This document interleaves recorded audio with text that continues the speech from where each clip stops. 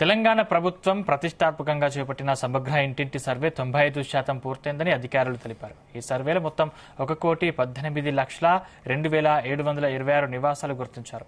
ఇప్పటి వరకు 1,10,98,360 నివాసాలలో సమాచార సేకరణ పూర్తయిందన్నారు. కేవలం 7,04,366 నివాసాల సర్వే సమాచారాన్ని మాత్రమే సేకరించాల్సి ఉందన్నారు. సేకరించిన వివరాల్ని అధికారులు కంప్యూటరీకరించడంతో పూర్తి జాగ్రత్తలు తీసుకుంటున్నామని, వేగంగా సమాచారాన్ని కంప్యూటరీకరిస్తున్నామని తెలిపారు.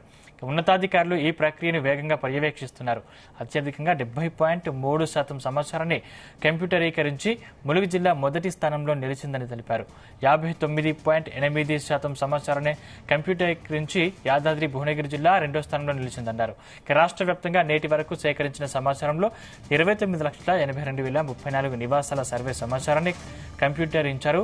జీహెచ్ఎంసీ పరిధిలో 25,05,517 నివాసాలు సర్వే చేయాల్సి ఉండగా 20,15,965 నివాసాల్లో సర్వే 80.5% చేరుకుందని వెల్లడించారు. సర్వే పత్రాలను సమగ్రంగా భద్రపరచడంతో పాటు తప్పులు లేకుండా ఆన్లైన్లో నమోదు చేసేందుకు పటిష్ట చర్యలు తీసుకుంటున్నామని అధికారులు తెలిపారు.